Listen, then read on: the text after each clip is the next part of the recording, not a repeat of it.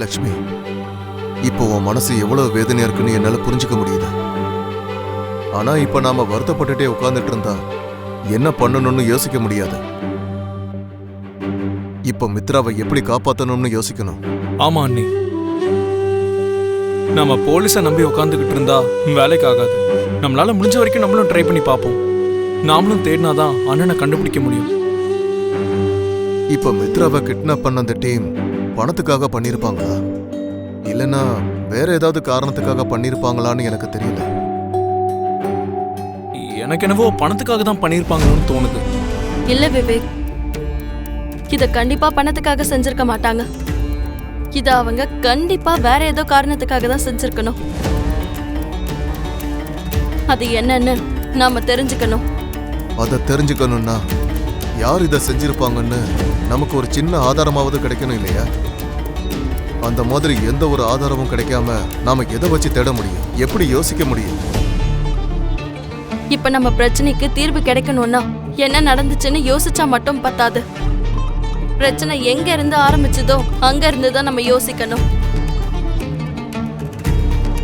அப்பதான் இந்த பிரச்சனைக்கான தீர்வு நமக்கு கிடைக்கும். அப்படின்னா இப்ப நாம என்ன செய்யறது? என் கூட வாங்க, நான் சொல்றேன். மனிஷா, இப்படி யோசிக்கிறதையும் டென்ஷன் அங்கேயும் எங்கேயும் நடந்துட்டு இருக்கிறதையும் கொஞ்சம் நிறுத்துறியா? அது இல்ல ஆண்டி, மித்ராவை கிட்னாப் பண்ணி கிட்டத்தட்ட 24 மணி நேரம் ஆகுது. இப்ப வரைக்கும் எங்க இருக்கானே தெரியல. போலீஸ்காரங்க இது வரைக்கும் எந்த ஒரு இன்ஃபர்மேஷனையுமே கண்டுபிடிக்கல. வீட்டுல இருக்கிறவங்க அவங்களாலயும் மித்ராவுக்கு என்ன ஆச்சுன்னு கண்டுபிடிக்க முடியல.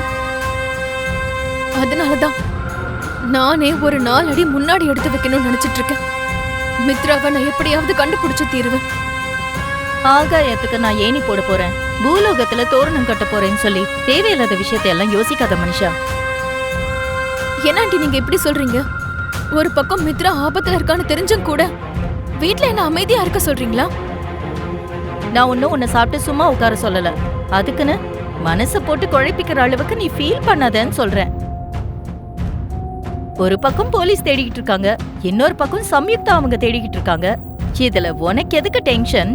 இல்ல ஆண்டி, மித்ராக்காக நான் எப்பவும் துடிச்சுக்கிட்டு இருக்கேனும், அவனை கண்டுபிடிக்கிறதுக்காக நான் ரொம்ப தவிக்கிறேனும் அவனுக்கு தெரிஞ்சாகணும். ஆபத்துல இருந்து அவனை காப்பாத்தணுன்றதுக்காக என்ன கல்யாணம் பண்ணிக்கணும்ன்ற எண்ணம் கூட மித்ராக்குள்ள வந்துடும். இந்த லாஜிக்கும் நல்லதா இருக்கு. அதுக்காக உன்னுடைய உடம்ப நீ வருத்திக்கிட்டு தேடாத. நாம எது செஞ்சாலும் ஸ்ட்ரெயினே ஆகக்கூடாது, ஆனா அது ஸ்டைலா இருக்கணும். அப்படின்னா நீங்க என்ன சொல்றீங்கன்னு எனக்கு புரியவே இல்ல. பாரு, நீ நினைச்ச மாதிரி சம்யுக்தாவும் லக்ஷ்மியும் ஒண்ணுதான்னா கண்டிப்பா அவ மித்ராவை கண்டுபிடிக்கிறதுக்கு எந்த லெவலுக்கு வேணாலும் அவ போவா. அவளுக்கே தெரியாம அவளை நம்ம ஃபாலோ பண்ணா தெரிஞ்சிட்டு போகுது. கடைசி நிமிஷத்துல மித்ராவை நாம தான் காப்பாத்தணும்னு சொல்லி மித்ரா கிட்ட பில்டப் விட்டோன்னு வை, அந்த கிரெடிட் எல்லாம் மொத்தமா உனக்கே கிடைக்கும். அதெல்லாம் ஆண்டி, மித்ராக்காக நான் உண்மையாவே ரொம்ப கஷ்டப்படணும்னு நினைச்சிட்டு இருக்கேன். இங்க பாரு மனிஷா, இந்த கஷ்டப்படுறதும் வேதனைப்படுறதும் எதுக்கு சொல்லு? இன்னும் நீ எந்த காலத்துல இருக்க? எங்க பாரு, நம்ம ஒரு வேலை செஞ்சா நம்ம கையில மண்ணே ஒட்டக்கூடாது. ஆனாலும் நம்ம வேலை முடியணும், அப்படி இருக்கணும். அததான் ஸ்மார்ட் ஒர்க்னு சொல்லுவாங்க. நான் சொன்ன மாதிரி ஃபாலோ பண்ணு, சரியா? சரிங்க ஆண்டி. அந்த மாதிரி ஷாப் சிட்டில அதிகமா இருக்காது. ஆமா அண்ணி, நீங்க சொன்னதும் கரெக்ட் தான். ஒரு 2-3 இடத்துல மட்டும்தான் இந்த மாதிரி கார்ஸை வாங்கவோ இல்ல விற்கவோ செய்வாங்க. ஓகே விவேக், எங்கெங்கெல்லாம் இந்த மாதிரி கார் வாங்குறாங்க விற்கிறாங்கன்னு தெரிஞ்சுக்கிட்டு அங்க போய் என்கொயரி பண்ணு. ஓகே அண்ணி. இந்த சம்யுக்தா என்ன செஞ்சுக்கிட்டு இருக்கா? உங்களுக்கு புரியலையா ஆண்டி? ஒவ்வொரு வேலையும் ஒவ்வொருத்தர்கிட்ட கொடுத்துக்கிட்டு இருக்கா. ஏதோ பெரிய சிஐடி ஆபீசர் மாதிரி பில்டப் கொடுக்கறா. ஏதோ ஃப்ளோல சொன்னாலும் பெர்ஃபெக்ட்டா தான் சொல்லிருக்க மனிஷா. சம்யுக்தாவுடைய கான்ஃபிடன்ஸ பாத்தியா? ஒரு போலீஸ் ஆபீசர் மாதிரி, ஒரு இன்வெஸ்டிகேஷன் ஆபீசர் மாதிரி எப்படி டீல் பண்றான்னு. அதுவே லக்ஷ்மியா இருந்தா எப்ப பார்த்தாலும் அழுதுகிட்டே உட்கார்ந்துட்டு இருப்பா. சம்யுக்தாவா இருக்கிறதுனால கொஞ்சம் தைரியமா டீல் பண்ணிக்கிட்டு இருக்கா. இவ்வளவு லக்ஷ்மின்னு சொன்னா நான் நம்ப மாட்டேன். ஆண்டி ப்ளீஸ், அவ லக்ஷ்மி தான். அவளை என் முன்னாடி பாராட்டாதீங்க, என் உடம்புல பத்திக்கிட்டு எரியுது. சரி சரி, என்ன நடக்குதுன்னு அவங்க கவனி. ஆ, அடுத்து என்ன லக்ஷ்மி? அது வந்து அர்ஜுன், காருக்கு நம்பர் இல்ல, அதுவும் அது பழைய காரு. கண்டிப்பா அவங்க அந்த கார்ல ரொம்ப தூரம் போயிருந்தாங்கன்னா நம்பர் பிளேட் இல்லாத காரணத்தினால போலீஸ் கிட்ட மாட்டுறதுக்கு வாய்ப்பு இருக்கும். அதனால அவங்க இந்த இடத்த விட்டு ரொம்ப தூரம் எங்கேயும் போயிருக்க மாட்டாங்க. 1-2 கிலோமீட்டர் டிஸ்டன்ஸ்ல தான் அவங்க இங்க எங்கேயாவது இருக்கணும். நம்ம இந்த ரூட்ஸை கண்டுபிடிச்சோம்னா ஏதாவது ஒரு இன்ஃபர்மேஷன் கண்டிப்பா கிடைக்கும். சரி லக்ஷ்மி, இங்க இருந்து போற எல்லா ரூட்லயும் எங்கெங்க கேமரா இருக்குன்னு பார்த்து அதோட ஃபுட்டேஜை நான் கலெக்ட் பண்ணிடுறேன். ஓகே அர்ஜுன்.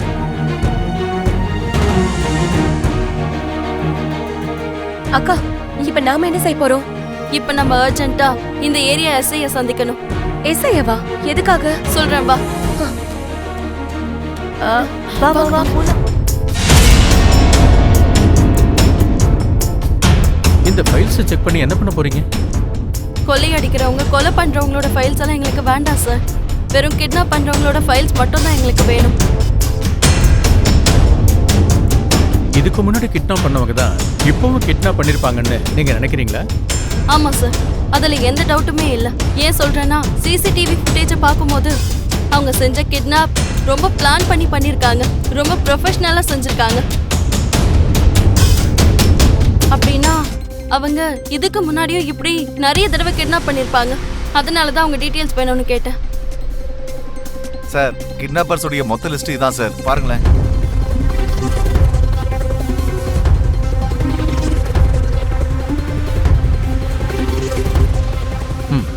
இந்தாங்க, இதான் கிட்னாப்பர்ஸ் லிஸ்ட்.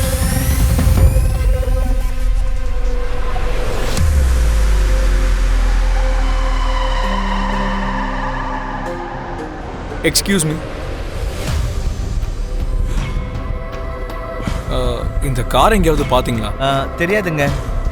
கொஞ்சம் யோசிச்சு பாருங்களேன். இங்கே தான் இந்த கார் மிஸ் ஆச்சு.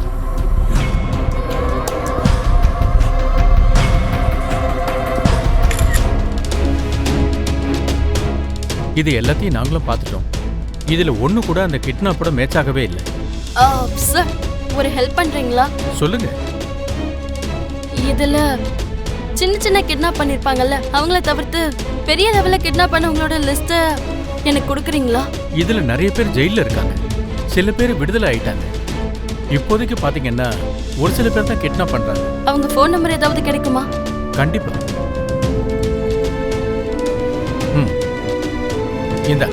இதான் அவங்க ஃபோன் நம்பர்ஸ், நோட் பண்ணிக்க.